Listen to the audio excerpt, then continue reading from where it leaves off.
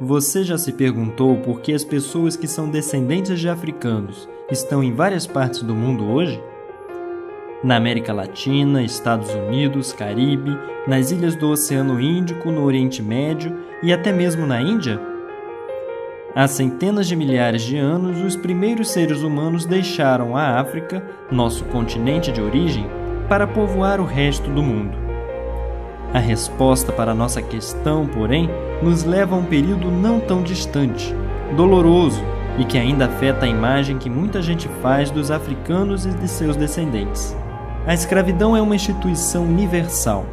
Em outras palavras, ela existiu de várias formas em muitas culturas e sociedades.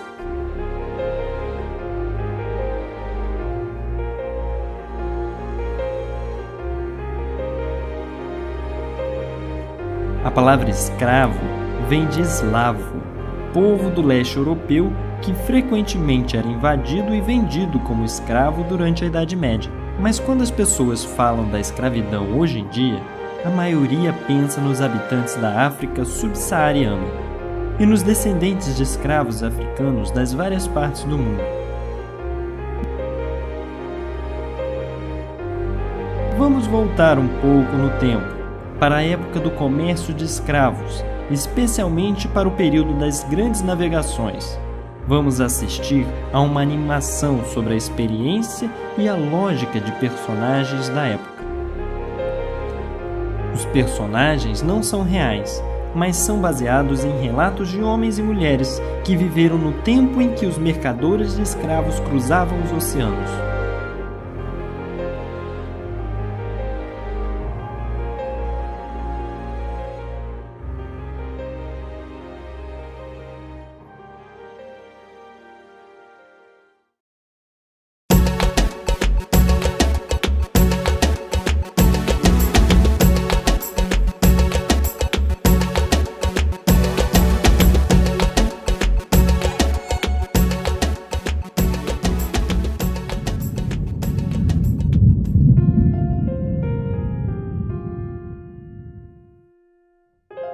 Sr. Brooks é um grande comerciante de escravos de Liverpool, na Inglaterra.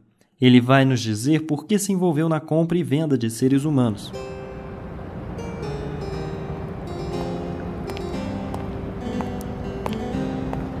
Graças aos esforços dos portugueses e espanhóis, a cana-de-açúcar se adaptou ao clima do Novo Mundo. Podemos agora ter grandes plantações de uma única cultura para produzir açúcar em larga escala.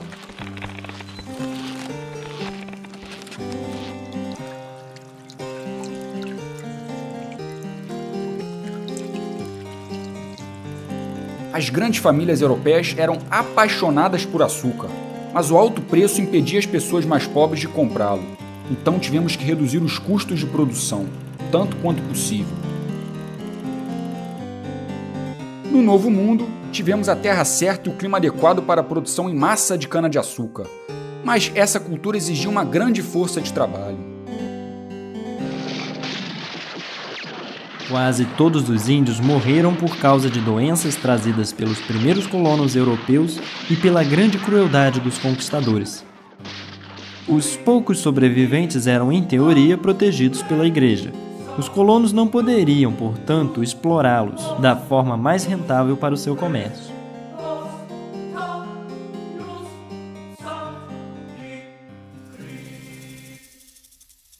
Aquelas terras distantes que muito imaginavam estar cheias de canibais assustavam muitos europeus, e mesmo os mais infelizes moradores da Europa hesitavam em ir trabalhar como operários agrícolas nas Américas.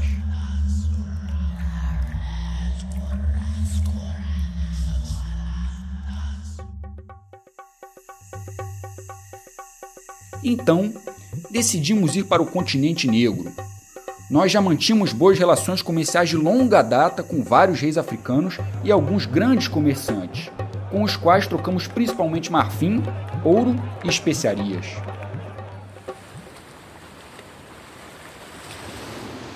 Aos poucos, com a permissão deles, nós construímos um punhado de fortes em pontos estratégicos ao longo de toda a costa atlântica para proteger os nossos comerciantes e mercadorias, e as tripulações dos nossos navios.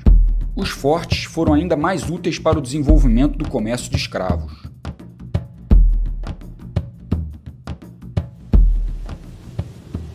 A partir do século XVI, as grandes potências marítimas europeias da época, Portugal, Inglaterra, Espanha, Holanda, França e Dinamarca, começaram a fazer dinheiro neste comércio. Os navios deixavam os portos europeus carregados de armas de fogo, tecidos sofisticados, bebidas e produtos de luxo. Os bens eram trocados na costa africana por homens e mulheres feitos prisioneiros. Eles eram então vendidos no Novo Mundo e forçados violentamente à escravidão. Esses barcos seguiam depois pelo Caribe ao longo da costa atlântica da América do Norte, antes de voltarem para a Europa carregados com açúcar, café, algodão, cacau, metais preciosos e outros produtos. Outros barcos praticavam esse comércio ligando a África às Américas, especialmente o Brasil. Comerciantes, banqueiros, seguradoras e donos de navios tinham lucros fabulosos. O mesmo modelo econômico que foi usado desde o início do século VI até o início do século XX foi o centro do comércio de escravos no mundo árabe e muçulmano. Durante vários séculos, as forças vitais do continente africano foram roubadas para beneficiar outras sociedades que se enriqueciam e se desenvolviam sobre a expulsão violenta e o trabalho forçado de dezenas de milhões de filhos e filhas da África.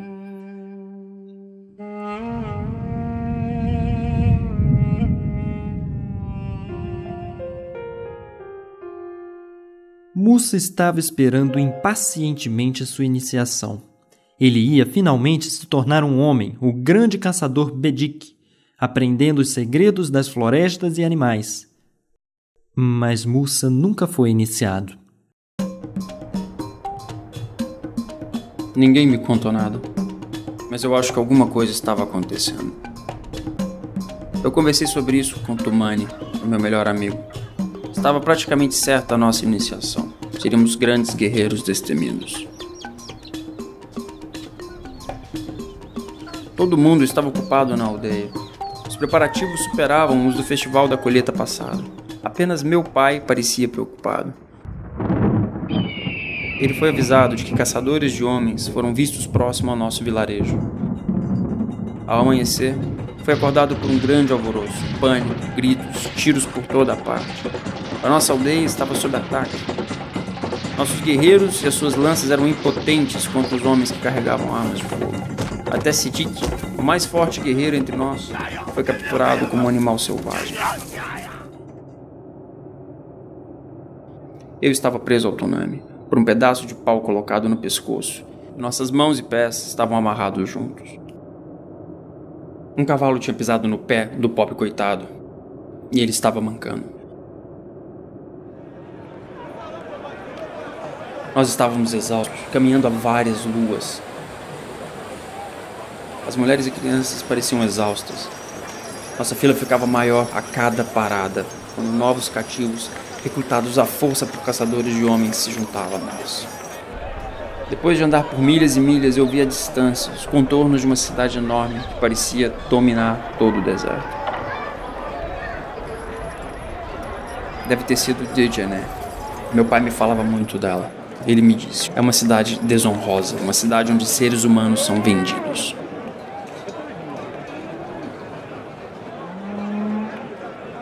Dois homens vieram ao pátio onde estávamos sendo mantidos. Eles vieram para o cercado onde estávamos todos agrupados. Eles me escolheram junto a outras 10 pessoas, mas não Tumani. Mussa será levado pelo deserto e vendido para um comerciante árabe. Ele será então castrado para valer mais como um guardião de mulheres. Mas Mussa não sobreviverá à operação. No mundo árabe e muçulmano, escravos eram comercializados nas rotas do deserto, rotas marítimas pelo Mar Vermelho, o Oceano Índico e o Mar Mediterrâneo. 3 rotas marítimas foram usadas pelos comerciantes de escravos europeus: a rota do Oceano Índico, do Mar Mediterrâneo e, em escala massiva, a rota do Oceano Atlântico.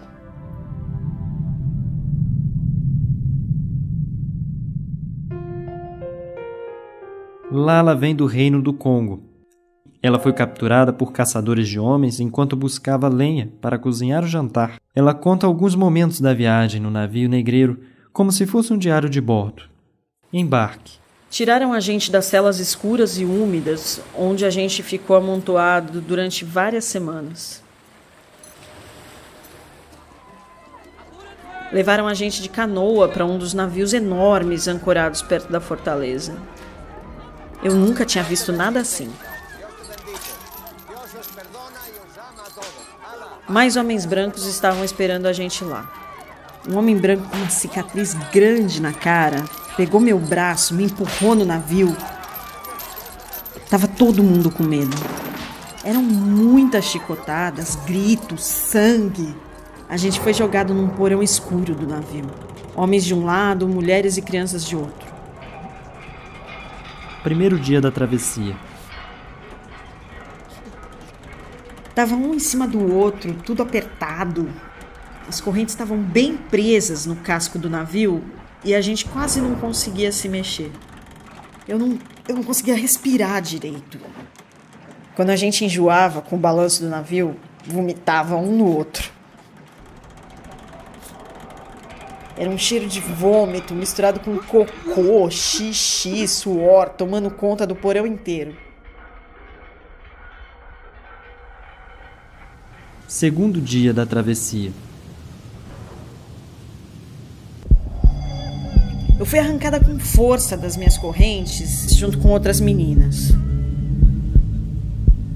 Quando a gente estava no convés, 3 homens brancos pegaram os baldes, jogaram água do mar na nossa cara. Depois, esfregaram um pano sujo em mim e me jogaram dentro de uma cabine com um homem que parecia ser o líder.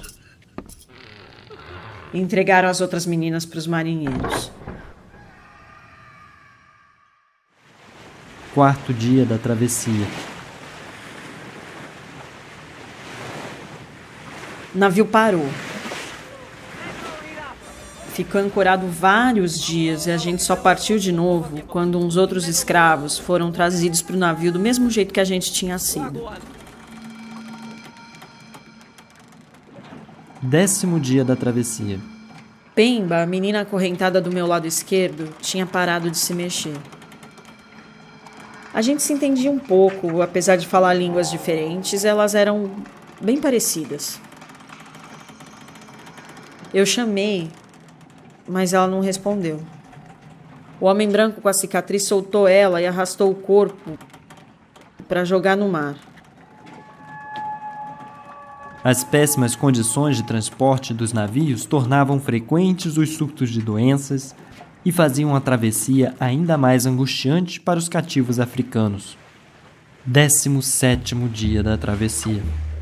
Às vezes eles levavam a gente para o convés e faziam a gente dançar sob chicotadas. Naquele dia, eles colocaram a gente numa fila com cuidado, obrigando a gente a assistir uma cena horrível. Um homem que tentou pular no mar levou muita chicotada na frente de todo mundo. Os gritos dele eram insuportáveis e fizeram a gente tomar coragem de novo. Começamos uma revolta. Eles tinham armas de fogo e espadas. A gente tinha as nossas mãos e as correntes que nos prendiam. Dos 400 africanos, uns 60 morreram, a maioria mulheres e crianças. A gente venceu, mas não sabia manejar aquele navio enorme. Não dava para voltar para casa. Ficamos perdidos no mar por mais de 15 dias, esperando a água e a comida acabar, torcendo em silêncio para a África aparecer no horizonte. Mas a África não apareceu, nem nenhum outro pedaço de terra. Morrer, mas morrer livre. Foi isso que a gente ganhou. A travessia forçada de Lala e de seus companheiros durou apenas 17 dias por causa da revolta bem-sucedida, mas navios negreiros podiam levar 1 mês e meio a 2 meses para atravessar da costa africana para o outro lado do Atlântico, dependendo do ponto de partida, do ponto de chegada e das condições do tempo. Cerca de 20 a 30% dessas pessoas, vistas como mercadorias, morriam durante a viagem. As taxas de mortes eram muito próximas às do êxodo forçado pelo deserto do Saara. As caravanas de escravos cruzavam centenas de quilômetros, sob um sol escaldante, com má alimentação e muito pouca água. O destino dessas vítimas foi, portanto, não mais invejável do que o das pessoas que tomaram as rotas do Atlântico ou do Oceano Índico. Monsieur Massé é um colono na ilha de Bourbon. Sua fazenda é altamente rentável na produção de cana-de-açúcar e café. Ele vai nos contar o seu método para garantir que seus 182 escravos trabalhem duro.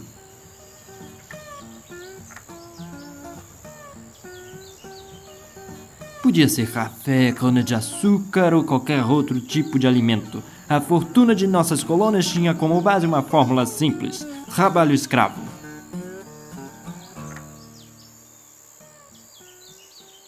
Na minha fazenda, lutei contra a preguiça natural dos escravos com métodos bastante vigorosos e eficazes. Para justificar a exploração de seres humanos, foi criado o conceito de hierarquia racial. A suposta inferioridade dos africanos será usada para dar uma boa razão para que fossem escravizados e para praticar terror físico e emocional diário, capaz de mantê-los sob domínio e combater movimentos de resistência. Sabíamos todas as artimanhas que os traficantes de escravos usavam para nos fazer pensar que os doentes estavam em boa saúde.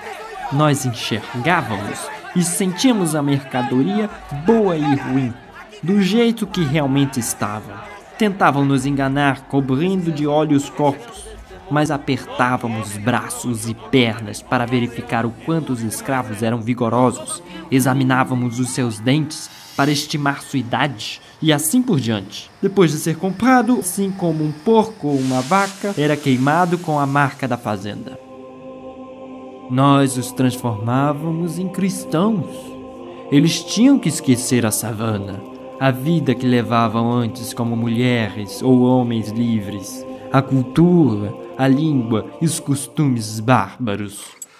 Algumas pessoas diziam que os negros não podiam sentir dor e que seus gritos, quando levavam umas chicotadas, eram apenas encenação.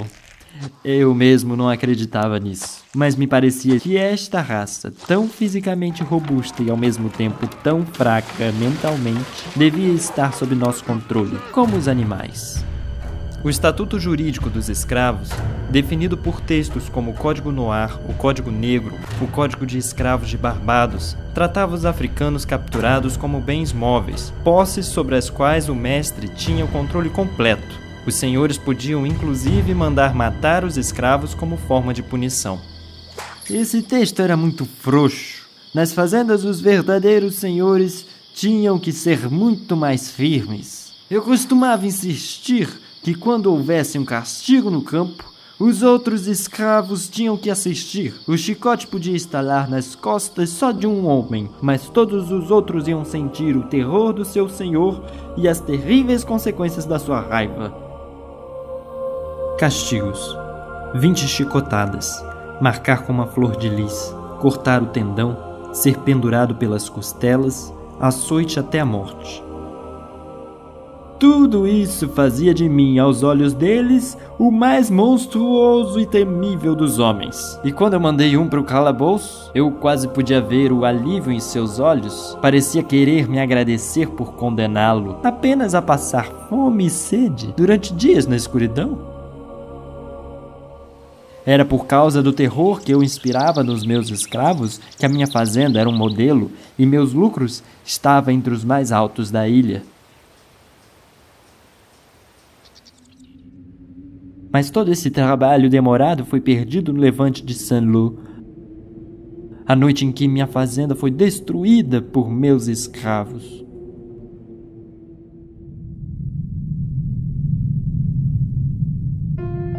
Juan nasceu na escravidão em Cuba. A mãe dele foi vendida. O pai, que havia tentado fugir muitas vezes, ele viu ser enforcado. Juan vai nos contar como sua longa jornada de trabalho diária era organizada.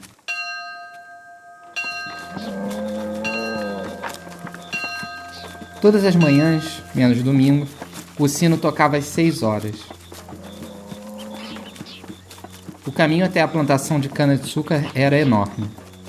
Meu dia começava caminhando junto com a maioria dos escravos da fazenda.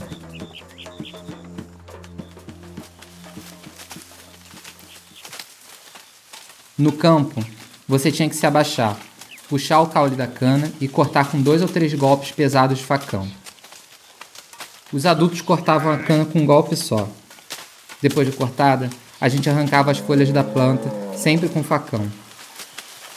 Isso é o que a gente fazia todo dia. Eu sentia o sol queimar a minha pele. Era um trabalho muito cansativo. Agora eu entendo por que meu pai sempre tentou fugir. Ele me disse que o senhor da fazenda forçava a gente a trabalhar como animais, mas que eu nunca podia esquecer quem eu era. Um ser humano e não uma besta dos campos nascida para a cana, o café, a banana ou o algodão. Às vezes, o feitor me mandava ir esvaziar vagões cheios de cana. Eu tinha que colocar tudo no triturador. Tem que ser muito forte para fazer a máquina trabalhar e tirar o caldo de cana até o final. Os homens continuavam chegando até a máquina com mais cana para moer. Depois recomeçava tudo de novo e de novo. Nem uma gota podia ser perdida.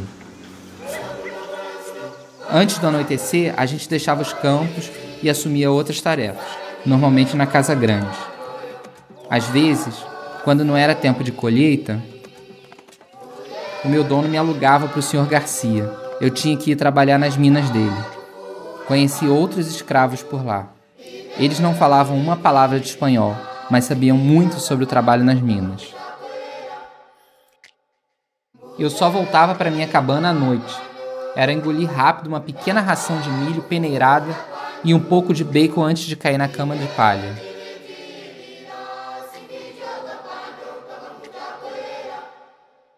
Juan trabalhava em plantações como a maioria dos escravos, mas alguns deles ficavam encarregados de tarefas domésticas na casa grande. Às vezes eu ia com um calo para o rio ajudar a lavar os cavalos. Calo era o motorista do senhor. Ele sempre estava bem vestido. Ele me contou que quando levava o mestre na cidade, às vezes conhecia negros donos de pequenos negócios. Uns conseguiam ser até artesãos.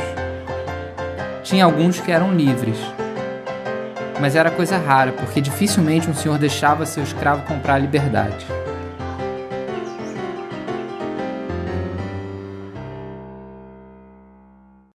Numa noite de domingo, o mestre me viu olhando para um livro que Calo trouxe da cidade de presente para mim.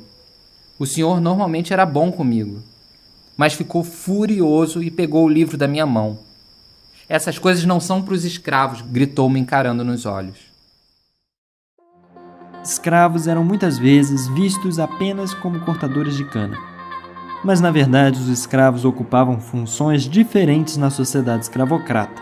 Por exemplo, a construção de prédios, estradas, portos, navios ou funções no exército, entre outras.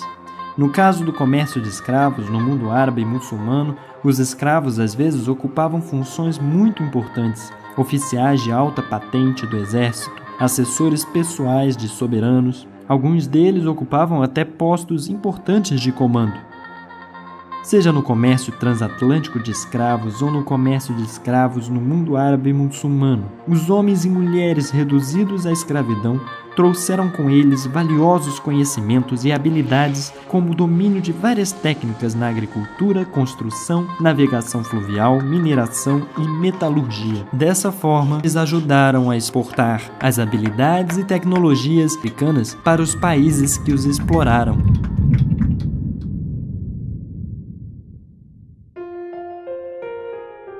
Nani vem do Império Ashanti. Quando criança, ela foi capturada, vendida e enviada para as Índias Ocidentais Britânicas. Seu único pensamento desde que chegou tem sido fugir para as Montanhas Azuis, sinônimo de fuga e liberdade. Decidimos fugir da fazenda faz alguns meses. Aproveitamos o momento em que o feitor começou a chicotear uma mulher grávida. Meu irmão voou para cima dele. Bastou um soco para derrubar o homem. Outros escravos decidiram se libertar e fugir conosco. Para confundir o capitão do mato, nosso grupo teve que se dividir. A gente sabia que os colonos brancos, os cães de caça e um pelotão de soldados de prontidão na ilha estavam atrás de nós. Encontramos abrigo em um ponto estratégico nas montanhas, de onde dava para ver o inimigo avançando. Era fácil atacar primeiro. Nossa comunidade ficava mais organizada e bem estruturada. A gente vivia de nossos cultivos, da criação de animais, da caça e da coleta. Mas era difícil não lembrar de outros escravos nas plantações. Às vezes, meu grupo fornecia veneno para eles poderem se livrar dos senhores autoritários ou mesmo sádicos. Também invadíamos as fazendas sempre que dava, queimando as colheitas, os campos e roubando o gado. Nessas horas, a gente libertava mais escravos. Eles passavam para o nosso lado. O exército inglês perdeu.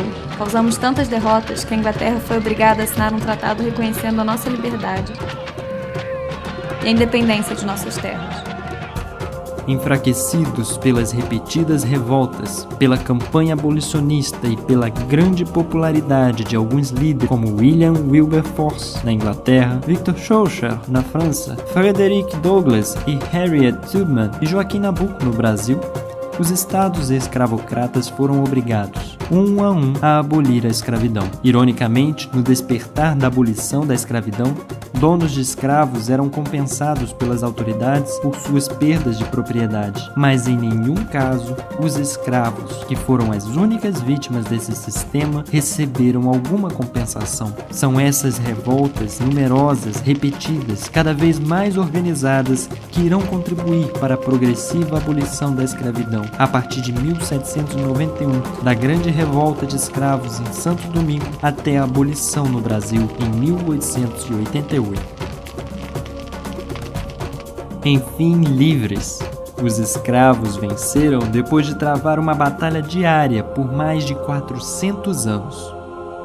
Das aldeias africanas para os porões dos navios negreiros e plantações, esses homens e mulheres constantemente se revoltaram, protestando contra uma situação de vida desumana.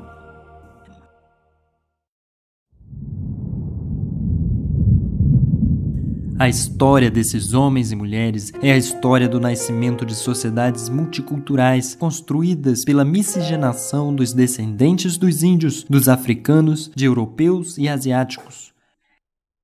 É a história da música que nos movimenta e que ouvimos todos os dias: blues, salsa, samba, maiola, hip hop, reggaeton. É a história do candomblé brasileiro, do sincretismo religioso, dos orixás, das formas de movimento corporal entre a dança e a luta, como a capoeira. É a essência do tango.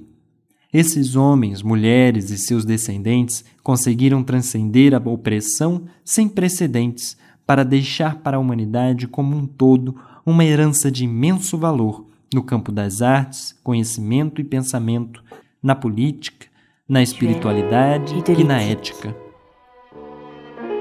Écrire, c'est magique. Tu n'as pas eu ce sentiment? Je me souviens quand Rosa Parks se rebella dans le bus à l'heure de la lutte des races, noir est le fruit de l'arbuste. Je me souviens de Martin Luther King et son rêve, dans lequel les hommes seraient égaux et prêts pour la trêve. Je me souviens de Marcus Garvey, le prophète man, de Malcolm X et de Nation of Islam. Je me souviens de Muhammad Ali et de sa frappe légendaire, un brave avec un fort caractère. Je me souviens quand Jordan s'éleva dans les airs, quand Usain Bolt fendit le vent et la poussière. Je me souviens du roi Pelé, de son jeu ensorcelé, de son talent à pousser le ballon dans le filet. Je me souviens de Telly, carrure impressionnante, un guerrier olympique qui peut te laisser dans la tourmente. Je me souviens aussi de Miles et de son jazz enflammé, de Jimmy et de sa guitare endiablée. Je me souviens de B.B. King et de ses airs swing, de Bob Marley cause I wanna jamming. Et comme Pai et Imbra, tel les Dos Gardenias, sa mélancolie cubaine, tu couches même ton carré d'as. Sur un son de Michael, le roi de la pop, ou de James Brown dans son play dans le hip-hop. Je me souviens de Madame Morrison, récompensée pour sa plume. Les belles lettres résonnent, la tête dans l'enclume. Je me souviens de Hughes et du Grand Dumas, de bons hommes au bon cœur qui avaient de bons karmas. Je me souviens du candomblé ou encore du vaudou, religion doublée d'un rite transcendantal assez fou. Là-bas je vois des gnawas qui survivent dans ce dawa et les révoltés qui dansent sur un air de capoeira. Je me souviens de Basquiat et de ses belles prouesses. Le hip-hop remplace pour ses lettres de noblesse.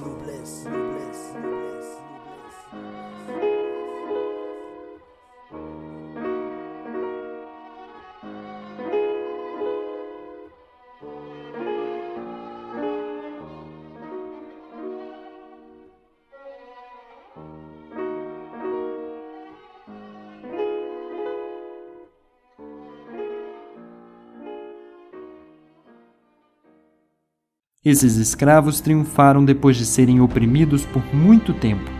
Eles responderam à violência e à vida desumana com resistência. Resistência física. Incontáveis revoltas como a do Haiti, primeira república a aplicar a universalidade dos direitos humanos. Resistência diária através de 1000 truques para minar o sistema escravocrata e, principalmente, resistência cultural através da dança e da música, da religião e da língua. Eles provaram que a falta de humanidade e a barbárie não eram características daqueles escravizados por meios da violência, mas dos opressores. O comércio de escravos e a escravidão são agora coisas do passado, mas eles deixaram em seu rastro o racismo, um veneno resistente que assola nossas sociedades até hoje. Desde 2001, o comércio de escravos e a escravidão são reconhecidos como crimes contra a humanidade no direito internacional. Mas isso significa que a escravidão não existe mais? Será que não tomou outras formas, menos evidentes, enquanto ainda transforma seres humanos em propriedade uns dos outros?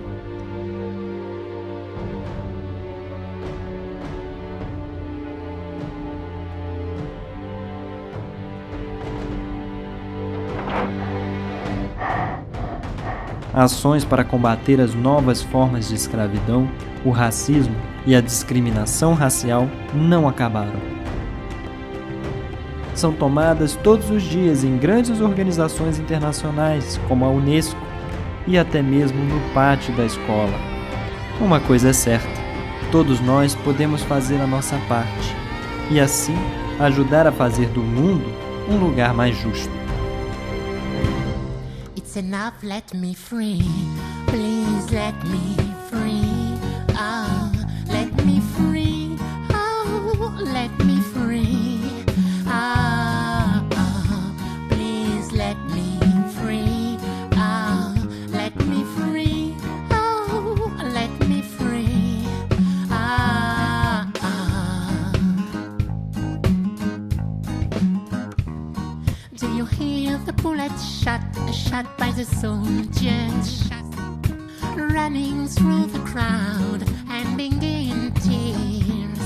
Do you hear the mothers crying, their children lost, walking on a mine, shouting gust, gust, shouting gust, gust, gust, gust, gust. Let me free, it's enough. Please let me free. Oh, let me free. Oh, let me free.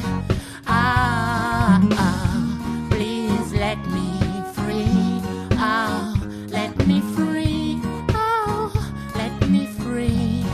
Ah, oh. Don't shoot me, brother. Oh, don't shoot me, brother. Don't shoot me, brother.